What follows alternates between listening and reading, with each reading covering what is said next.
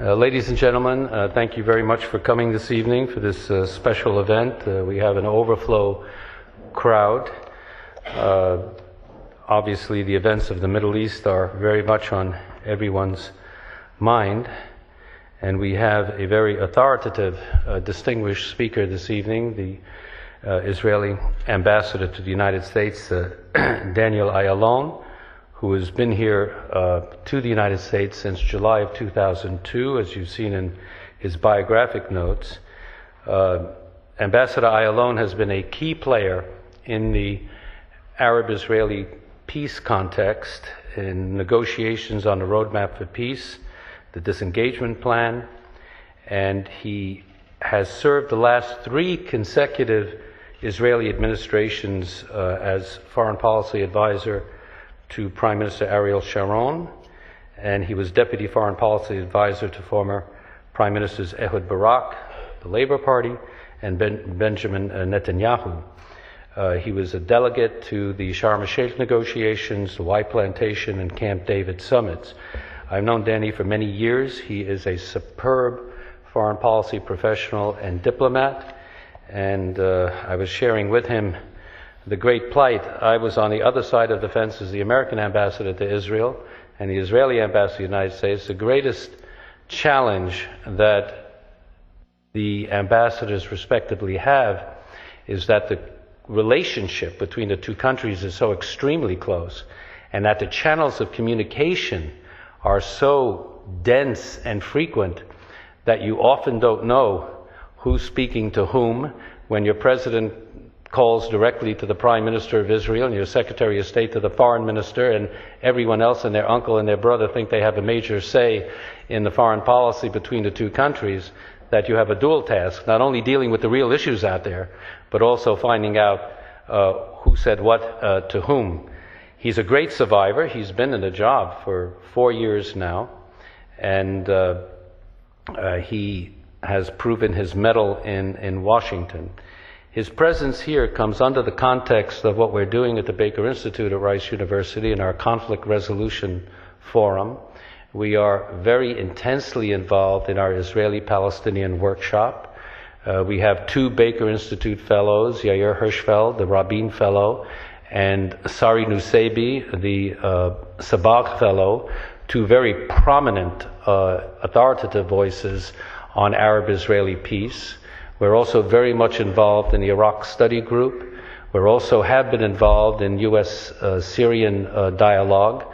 So the Baker Institute is very much involved in some of the key aspects of the Middle East issues. So Ambassador Ayalon's presence here tonight to talk to us about Israel and its role in a new Middle East is most timely, and will be the subject of many more events as we go forward. So please join me in welcoming Ambassador Danny Ayalon.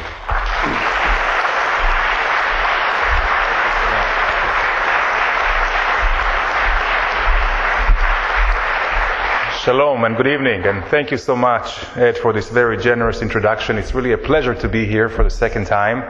Actually, it's for me a homecoming. I told Ambassador Jerejian I was here actually more than 4 years ago, just a few weeks after I started my tenure, and here I come back again, hopefully just before I finish my tenure, as I'm kind of antsy to go back to Jerusalem. It's been time, but it's always been a great privilege to speak here in this most distinguished platform here at the Rice University. Mr. President, it's a pleasure of having you here, and of course at the Baker Institute with Ambassador Jerejian, who is not only a true personal friend, but also he is a mentor, he is a role model, not just for me, but many, many diplomats, not only in the Middle East, but the world over.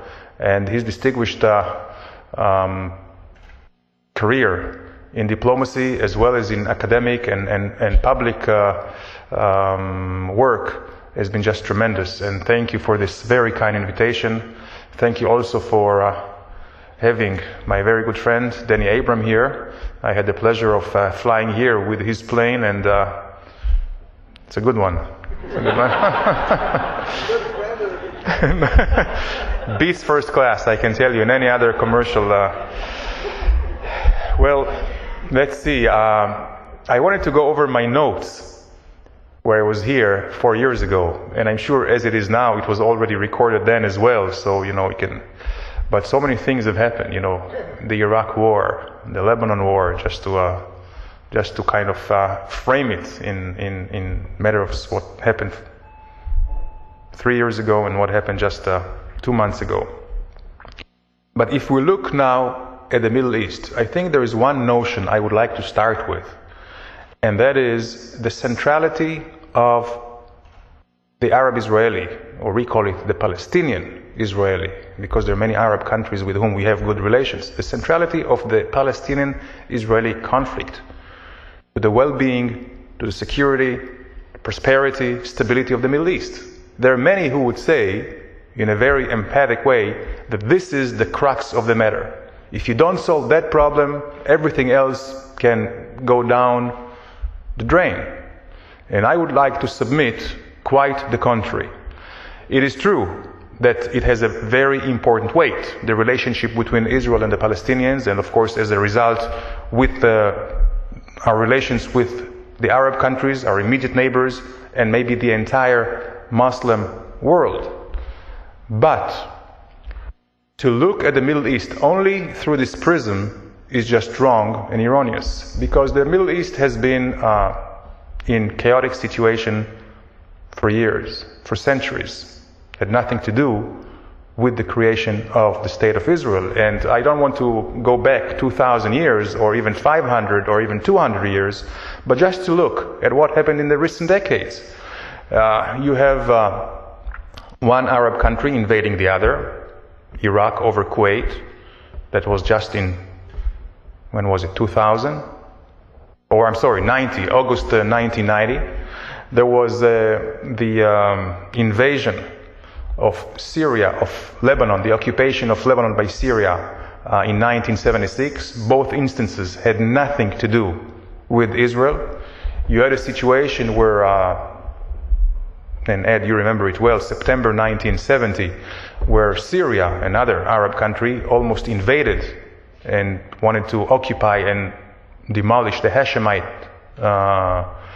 king in Jordan, and they didn't do it actually because of Israel's response in just moving two divisions over to that border.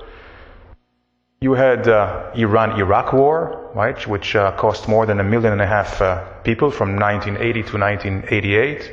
In the 60s, you had Yemenites fighting Egyptians and vice versa, and the Kurds. So when you look at the situation in the Middle East, there are much deeper roots than just the political or security relations of Israel and the Palestinians. And what I believe we have, and I don't want to use this word of democratization, because when you mention it to Arabs, it has kind of an aura of maybe looking down at them. It sounds too much of a Western, as they would call it, colonialistic word. So I don't think we should introduce democracy to the Middle East, each to their own system, but we certainly would like to see the Middle East becoming modern in terms of technological development, in terms of economic benefits and opportunities. I believe the creation of middle class in the Arab and Muslim world would be the key. How to do it is another issue, but this is just to establish my point, and I hope later on we'll have a chance for a dialogue to say that it's not Israel which screws up the Middle East. There are many, many other root causes which we just unfortunately ride on them and through them. Now, if we look at this situation now, I would say we have basically three challenges. The first one, I will start with the situation in the north, Syria and Lebanon. Israel is just reeling out, as well as Lebanon, from this devastating war, 33 days. It wasn't the most elegant war, unfortunately. Some say, it was the victory was elusive, or the results were elusive. I'm not sure. When we look at the results on the ground, I think they were quite decisive, and quite clear. Because today, what we see is that Hezbollah is very much crippled. Hezbollah is no longer sitting on our border. We have a new political structure, hopefully in the being, with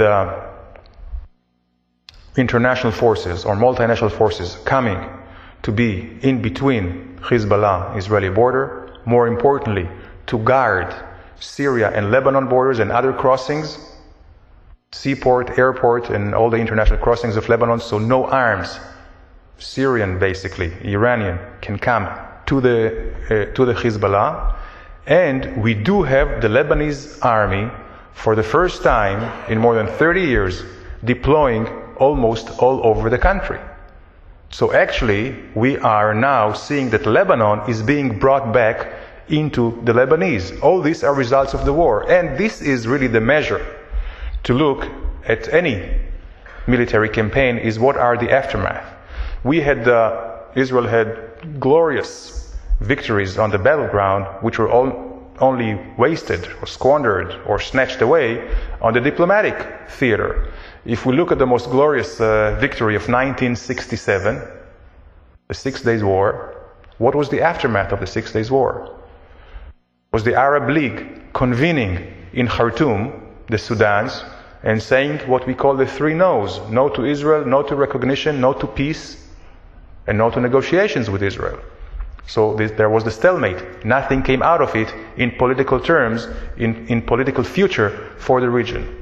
And then here, we have something which was, let's say, from the outside looked less decisive, but the results are very clear so far.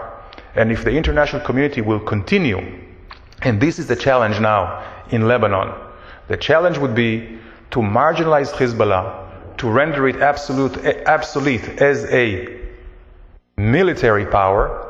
If they want to stay a political party, we cannot, of course, deny it from them, but to really have a monopoly of military and over guns to the government, to the only sovereign in Lebanon in a responsible way. And there is a fight there going on, fight on the perception, fight on the minds and hearts of the Lebanese. The Iranians are already promising to pour in $180 million to rebuild Lebanon. Not that I think that the money is coming, but this is creating a perception, and we have to counter that. And it's very important that moderate Arab countries, Sunni countries, and the West will help rebuilding Lebanon. We need to strengthen Senora, and I think this, in a way, will create a more stabilized situation over in the north. And of course, there is the big question of Syria. Unfortunately, we do not see that Syria is becoming any more moderate. On the contrary, we see that the Syrians is going farther and farther away on the lap of Ahmadinejad and Tehran, which is the second problem that we have in the Middle East, which goes much beyond. And this second problem, I think, is the most problematic and the most dangerous issue of our time, is Iran. The marriage together of a very extreme ideology, support of terrorism, and the pursuit of nuclear weapons could be really the end of world order as we know it. Together with that, we know that the Iranians are working very hard and on delivery systems and weaponizing, a warhead which could be nuclear, and that could be very bad, not just for Israel, not just for the Middle East, but much beyond.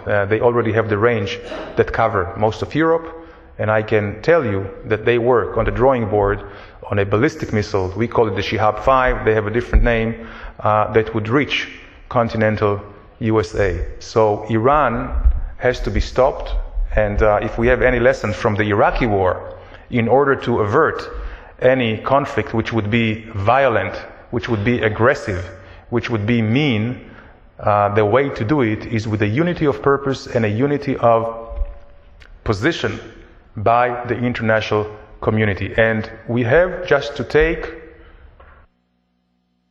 things and fulfill them. If the international community, whether it's the UN or the EU or anybody, wants to have any kind of credence or of believability, of effectiveness, they just have to abide by their own words. There was the Paris Agreement of almost 2.5 years ago, where the Iranians took upon themselves to suspend, definitely, enrichment of uranium. Nobody's adhering to that. There were a few other agreements since then. The latest one was the offer, which I think was a good offer. And I think it was a creative and an effective American policy and leadership that they joined the Europeans in offering the Iran a package, which was again refused. The UN Security Council called on Iran to fulfill that, if not, to take further actions. There was a deadline, 31st of August. Deadline came and went. No change on the ground. And this is important. This is central. Because if the United Nations cannot impose, cannot regulate these relations, then anyone else will follow suit, whether it's North Korea, whether it's anybody else.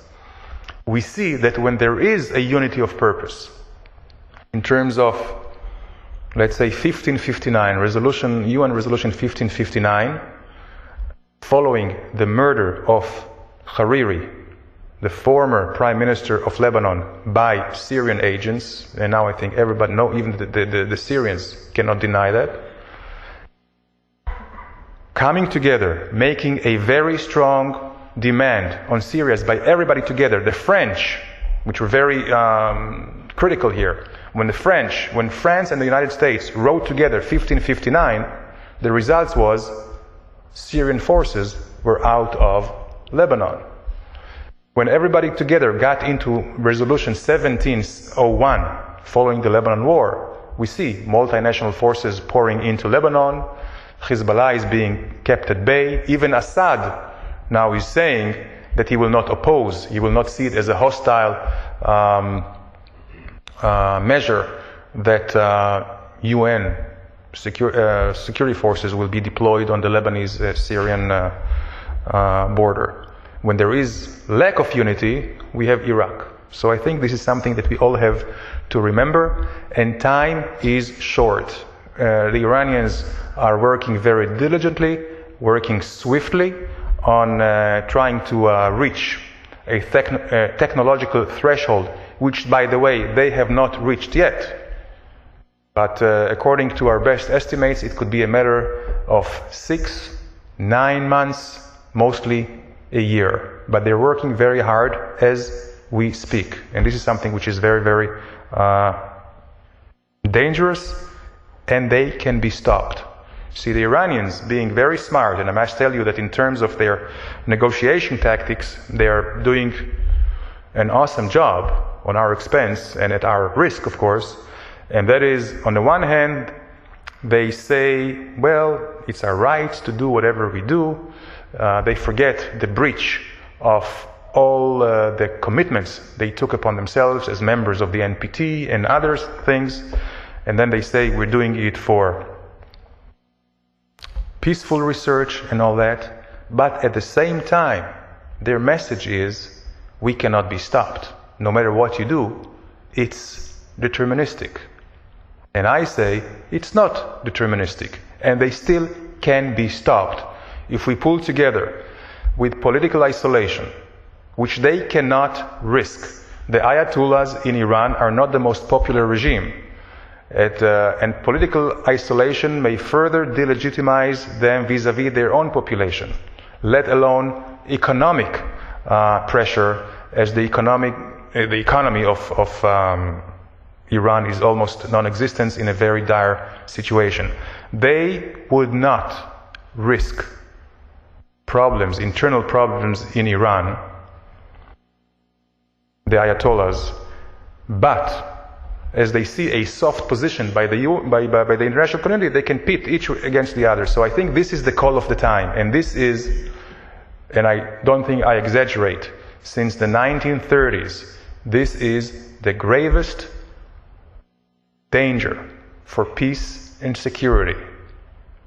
Not to Israel per se, not to the Middle East, to the world peace and stability. So I hope that we will see in a very short time some action taken in New York. So there won't have to be discussed any potential or thinking of actions anywhere else. So I think this is something that I wanted to emphasize here. And then, of course, the third element, which talks, which depicts the situation now in the Middle East, where Israel is a proud member of, is the Palestinian issue. And here I would say it's probably the most complex because there are no easy answers and no easy solutions. Iran, complex and difficult that it is, the solution and the answers are clear to us. It's very easy, just a matter of deciding to do it, whether it's the consensus or not. With the Syria and Lebanon, difficult, but it's also more manageable. And now we come to the Palestinians. And the problem we have with the Palestinians is not that we don't have a vision, is not that we have a view, not have a view. There was I think a graduation, a maturity in the Israeli public, in the perceptions, in the thinking, in the politics. I think a lot has to do with the courage and vision and determination of former Prime Minister Sharon, who talked already 5 years ago about 2 states, end of occupation, that's in his words, and a Palestinian state, which is independent, which is viable, which is contiguous, if you may, with all the rights.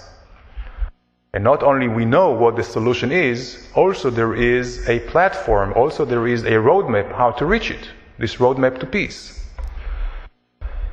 So when the Palestinians, and I think this is one reference I will make to my speech here about 4 years ago, because then we talked about let's sit and talk, no terror.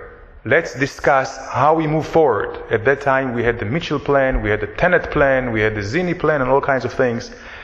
And some here asked me, and so were the Palestinians, well, we need a political horizon. Let's say if we stop what they call resistance, right, which is downright terror, killing babies and other attempts. If we stop that, what guarantee do we have that you will be amenable for negotiations? What would be the solution?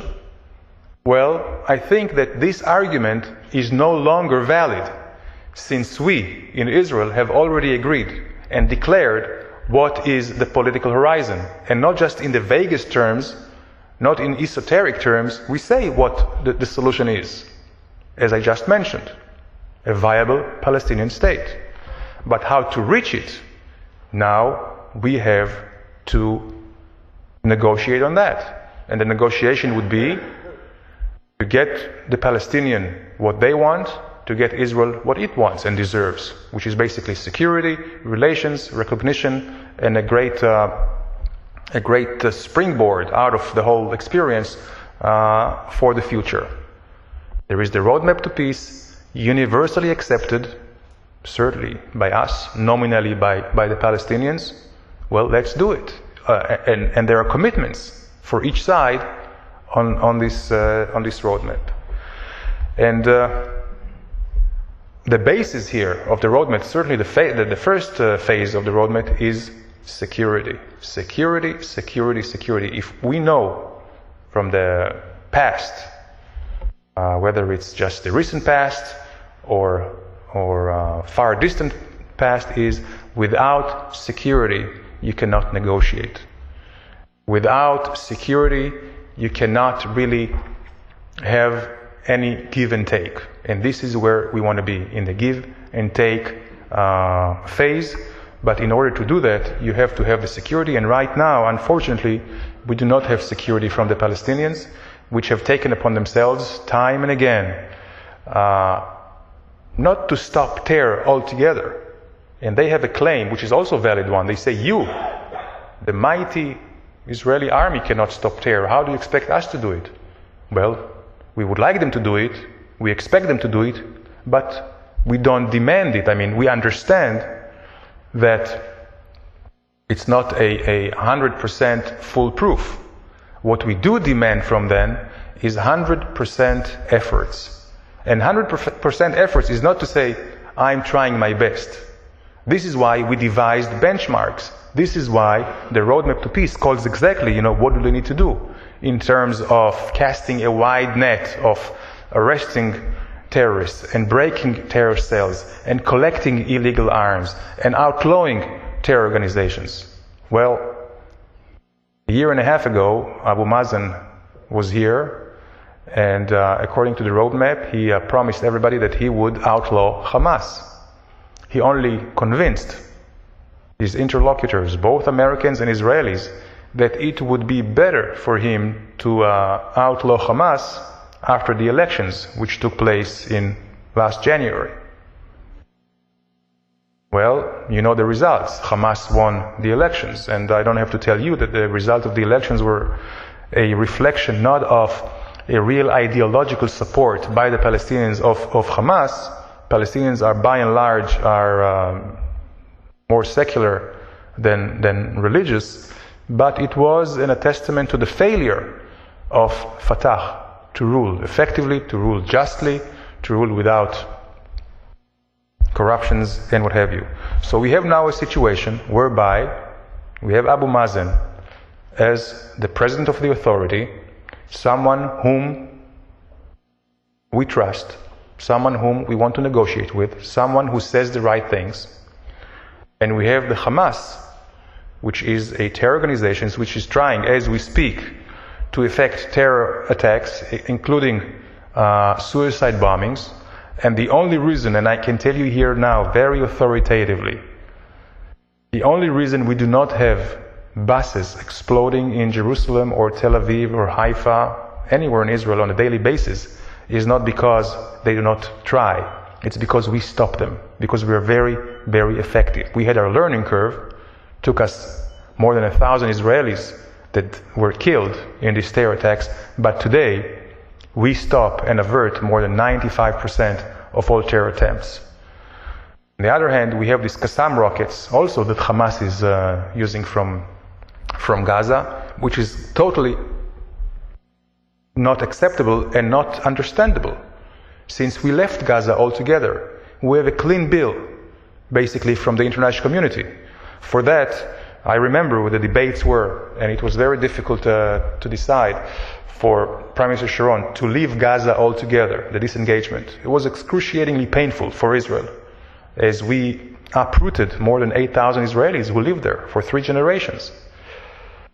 And then, of course, the dilemma was, okay, we are out of Gaza, well, we give them a chance, but what happens if there is smuggling of weapons and all that? We need to keep what was called, if you remember, the Philadelphia Road. This is the road, the border between Gaza and Egypt and the Sinai. And we were told by many, including our American friends, that in order for us to sign off Gaza, to be clear out of Gaza and be acceptable by the international community, we have to let them have their own opening to the world, which is this border with Egypt. And we are out of that as well. And we thought that was a moment of opportunity for the Palestinians. They don't have this pretext of occupation anymore. They could make Gaza, they could have made Gaza as a showcase for good governance, for fighting terror, and for rebuilding it. And they also had all the means to do it. Jimmy Wolfensohn, you know him, he was the former president of the World Bank, was engaged very intensively in mobilizing funds, and he secured pledges to the order of $9 billion. And then he knows that for rebuilding Gaza. And he was very frustrated. Nobody went to claim the money. The Palestinians began fighting each other and fighting us. And of course, this is a situation that nobody will really invest in. The money is still there for them to invest. So again, this was a missed opportunity here by the Palestinians. Hamas, meanwhile, got into power. And still we say, and when we try to strategize into the future, okay, what do we do? And I think Israel agreed to receive and to accept conditions or principles which were set by the quartet, this group of United States, Russia, EU, and UN, which took upon itself to manage the conflict in the Middle East between us and the Palestinians, and they set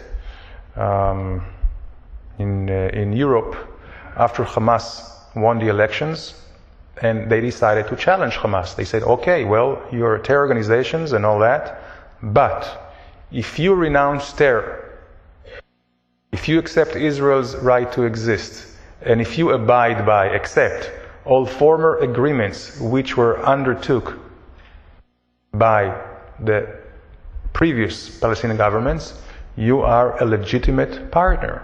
And Israel said, yes. So far, they have not even complied with one of that. So our challenges there are very complicated because we have a government there with two heads, Abu Mazen and Hamas. Obviously, we would like to see Abu Mazen policies. We would like to see him strengthened. We would like to see that he can command and control and make things happen. This is not the case so far. And until Hamas, I mean, we believe that Hamas has to change or be changed. One encouraging sign is today I saw a poll that was taken in the Palestinian territories. And for the first time since the elections that the Hamas won, we see that Fatah is more popular than Hamas. A poll that was taken today. Hamas also fell into this, I don't want to call it trap, but we thought also they would be responsible. They have to govern now. Well, they're not. And there are many, many challenges there. But for us, as the opponent party, it doesn't make life easier on us. On the contrary. Because for us, there's nobody we can push. It's like pushing at the wind. You talk with Abu Mazen, who do you talk with, and what's happening? Who's calling the shots there? Are they effective? Are they not effective? I hope that now, after the Lebanon war, also the Palestinians, just as Israel has and will have its own soul searching, they will also have their own soul searching in terms of either changing their policies, adopting the requirements, the principles of the quartet as we do, so we can continue to negotiate. I just came back from Israel a few days ago where I saw Prime Minister Olmert. He told me, and later he said it also publicly, he is willing to meet Abu Mazen anytime without preconditions. I think that could be a good start, and I think there are a lot of things on the agenda. Of course, there is one obstacle, which is Corporal Shalit, which was kidnapped in a most flagrant and violating all norms, and he's being kept by Hamas, and we demand his safely return unconditionally, of course. He is a hostage who was taken from our side of the border without any provocation, and we will not be willing to release for him any prisoners, because there is no here quid pro quo, because we're talking about a hostage on one hand, and what we have are convicted prisoners, whether they're murderers, terrorists, or what have you, which went through a due process of the law. So this is something which complicates things, and I hope this can be resolved with the good offices of maybe Abu Mazen, if he can get control over him.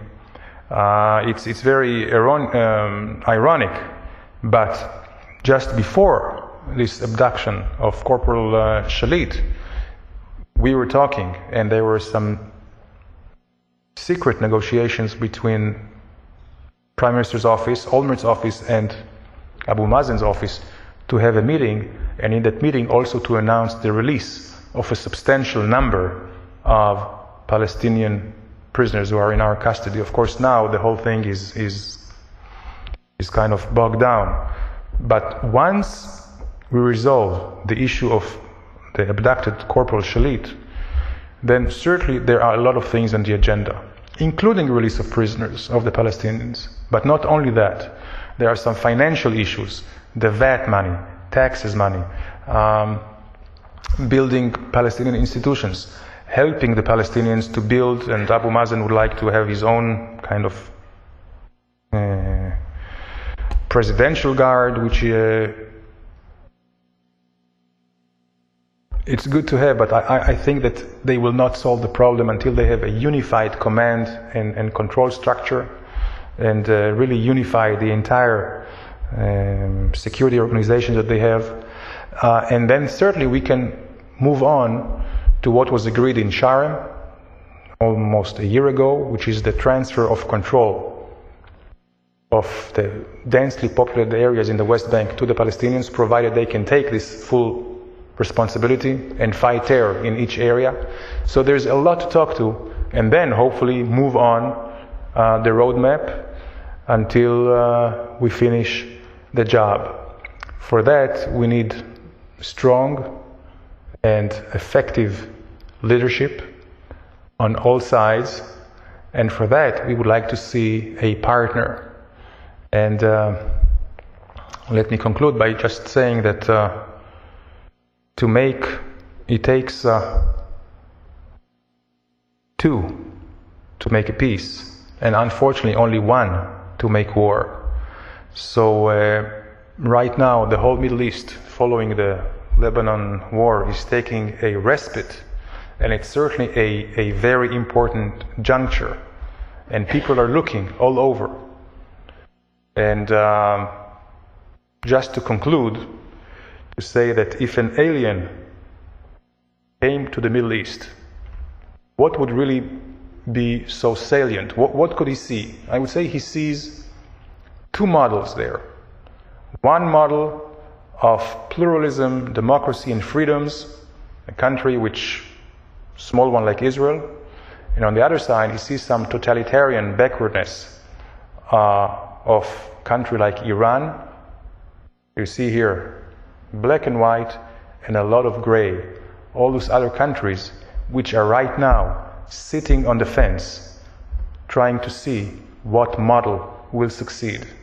And we certainly hope that democracy and modernity will succeed, and we certainly hope that this will give rise to great opportunities and hopes with us and the Palestinians, Lebanese, later on with the Syrians, and hopefully also with the Iranians. The Iranian people, we've had long historic relations and peaceful relations with the Iranian people as well.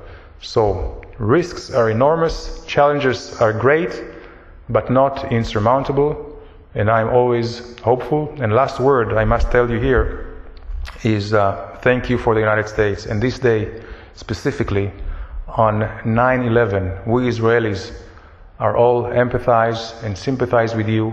We are with you. I was today in a very moving ceremony at the Department of State with Secretary Rice, and I had the honor to represent my country and write in the condolences book. And what I wrote there wasn't a long dissertation. I said, today on 9/11, as on every 9/11 heretofore, we are all Americans. God bless America. Thank you very much.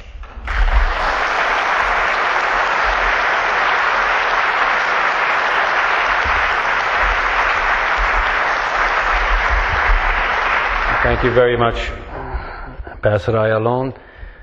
I also want to add to his comments on our distinguished guest, Danny Abraham, who is a great American who has spent more time and of his own fortune in promoting Arab-Israeli peace and has made many sacrifices in that. And he is also working with us at the Baker Institute in our various conflict resolutions, so we're very happy to have you here, Danny.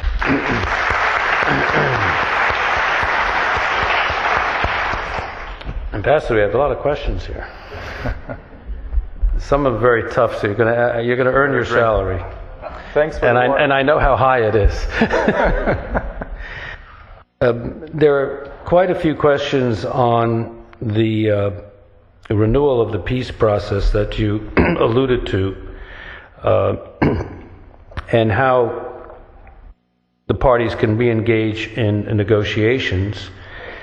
Several questions that comment on Abu Mazen's announcement today of the expected formation of a national unity government in Palestine with Hamas, and whether or not the prospects of a national unity government will enable negotiations between Israel and the Palestinian Authority. Can you comment on what your assessment is of the probability of a national unity government and how that somehow may facilitate Hamas's role in the government? Sure.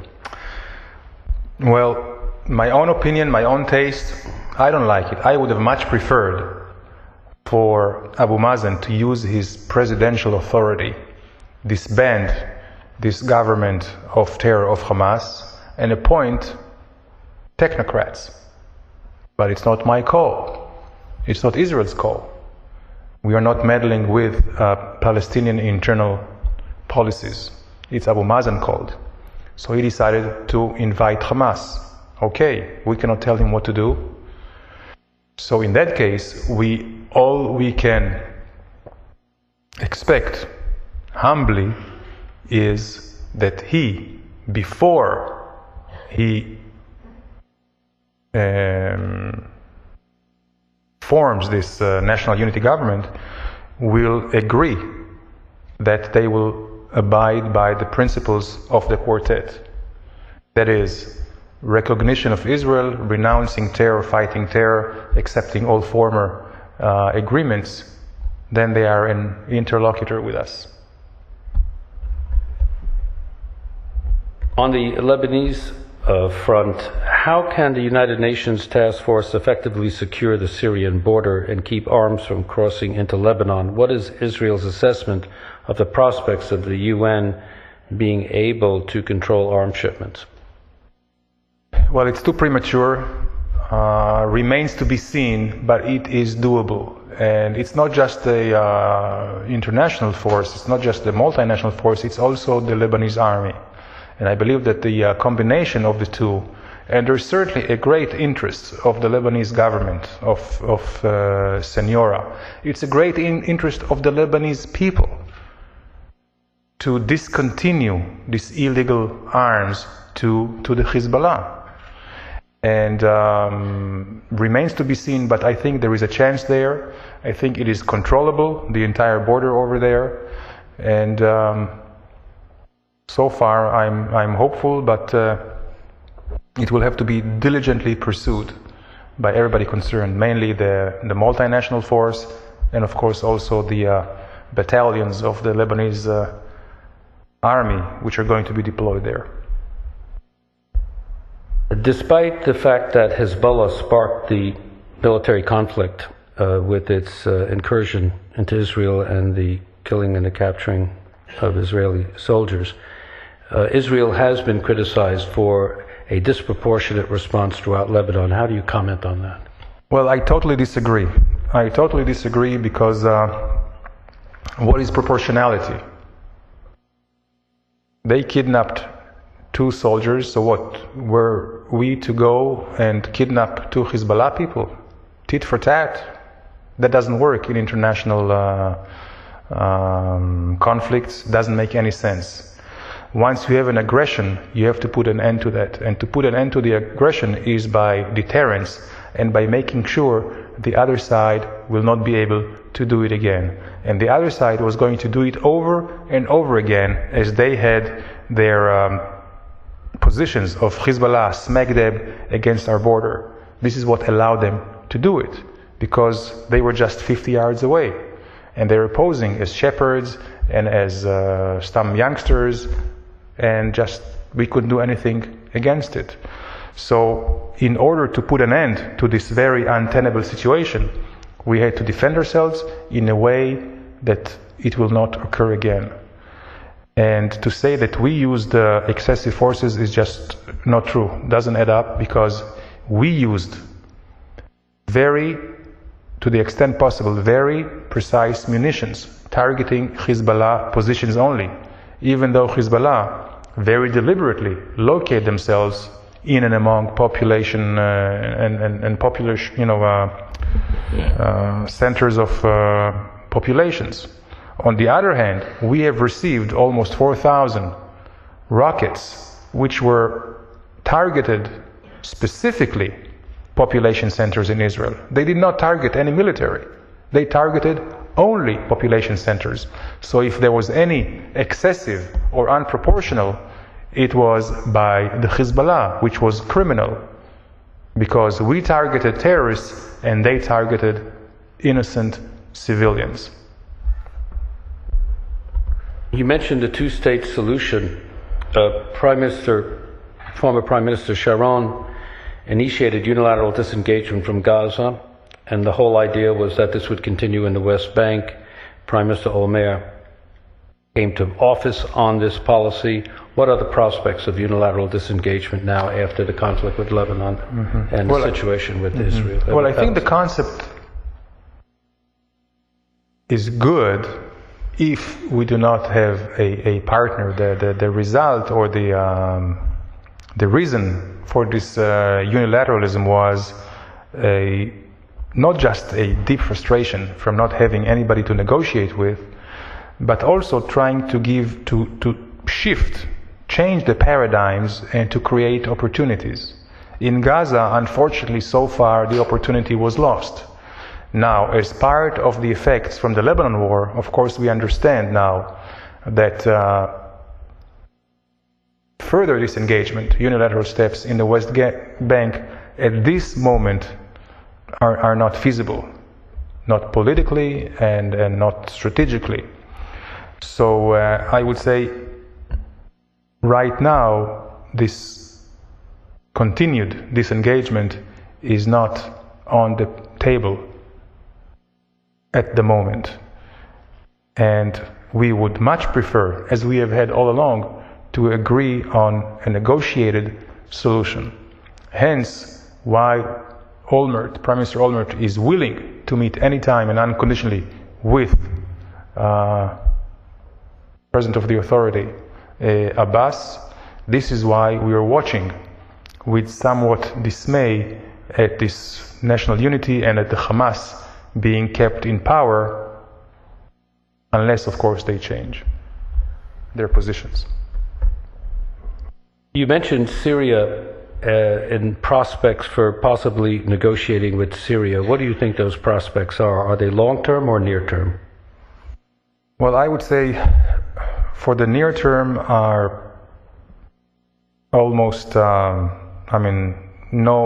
no chances whatsoever. On the contrary, we see that Syria under Bashar Assad is going more and more with Iran. I think it's to the detriment of the Syrian interests as well, not just ours and other countries in the region. I think it's not a secret that most of the Arab countries in the region are looking with quite shock at the policies of Bashar Assad.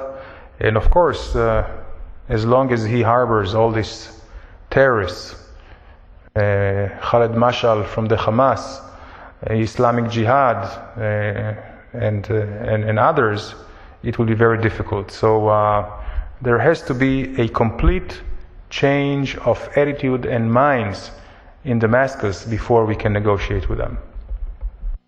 On Iran, do you believe that, or does Israel believe that any action other than force will cause Iran to abort its nuclear program? Well, I hope not. I think I am quoting some very important figures who said that the only more dangerous thing than, let's say, attacking Iran is Iran becoming nuclear. I hope, and I'm quite confident, that we can avoid both if we pursue in an effective way these sanctions or these measures. Even threats of sanctions may cause Tehran to change its mind, because I do believe that they cannot risk what I mentioned before, the political isolation and the economic sanctions. I think very much that Iran, like the old Soviet Empire, maybe looks almost invincible, impregnable from the outside, but it may collapse very easily from the inside. What we know, especially in the Intel community and others, the Ayatollahs of Tehran know very well. So it's just a matter of mastering the political will of the world, the free world, to confront Iran. If we can do it, I think it can be quite effective and successful. Last question. In Israel's viewpoint, how would progress toward Arab-Israeli peace affect the prospects for democracy in the Arab and Muslim world? Well, that's a very, very good question.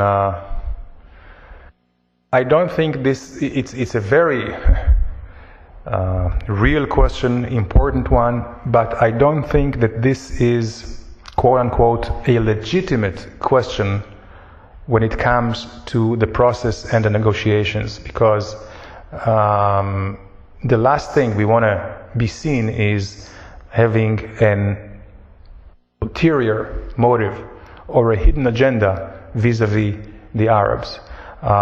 It's not up to us, certainly not up to Israel, to change their systems, although we would like it. We believe that in the long term it's inevitable. I mean, they cannot just shy away from the progress of all other regions in the world. But it's not up to us, and we cannot put it as an ingredient or even as a thought in the political process with them, although we do have some examples. You know, we do have a peace treaty with Egypt, with Jordan. It has not changed much politically over there. So I would hate to speculate on that. I hope it can be a good influence, but this will not be a reason for us to move forward on the negotiations. Mr. Ambassador, thank you very much for coming to Rice University in the Bakers. Thank you.